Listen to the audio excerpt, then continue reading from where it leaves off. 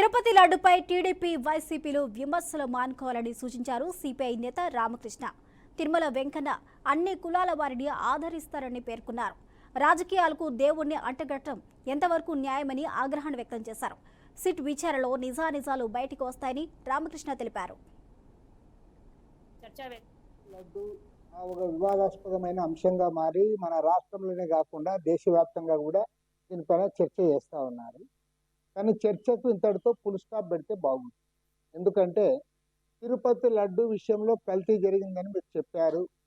దానిపైన ప్రభుత్వం కూడా స్పందించి ముగ్గురు సీనియర్ ఐపీఎస్ అధికారులతో సిట్ ఏర్పాటు చేశారు. కాబట్టి సిట్ ఏర్పాటు చేసిన తర్వాత వారు ఇప్పుడు ఎంక్వైరీ చేస్తారు, ఇన్వెస్టిగేషన్ చేస్తారు. చేసిన తర్వాత అందులో ఎవరు ఇన్వాల్వ్ అయినా సరే వారిపైన కఠినంగా చర్యలు ఉండాలి. ఖచ్చితంగా వారిని బుక్ చేయాలని చెప్పి నాకు కోరుతాను. ఎందుకంటే కోట్లాది మంది భక్తుల మనోభావాలతో చెలగాటమాడడం అనేది వాళ్ళ స్వార్థం కోసం ఎవరు చేసినా అది తప్పే. కాబట్టి దాన్ని ఖండిస్తూ ఉన్నాం, దాన్ని చేయాలని కోరుతా ఉన్నాం. కానీ దీన్ని మొత్తం వేరే ఏ కార్యక్రమం లేనట్టు, రాష్ట్రంలో ఏ ఇతర సమస్య కూడా లేనట్టు అంతా దీని చుట్టూ తిప్పడం అనేది కరెక్ట్ కాదు.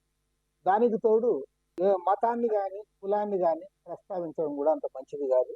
ఎందుకంటే అసలు నేను ఒకటి మాత్రం చెప్పదలుచుకున్నా, ముఖ్యంగా మన ఆలూరులో చెప్తా ఉన్నా, తిరుపతి వెంకన్న స్వామి ఆయన కూడా సెక్యులర్ గాడ్. ఎందుకంటే ఆయన భార్య బీబీ నాంచారమ్మ. బీబీ నాంచారమ్మ అందరూ తెలుసు ముస్లిం, స్వామి ఏమో హిందూ. కాబట్టి అప్పట్లోనే ఆయన చేసుకున్నాడు, అందరూ ఆమోదించారు కూడా. కాబట్టి ఏమంటే తిరుపతి స్వామి అందరికి కావాల్సిన.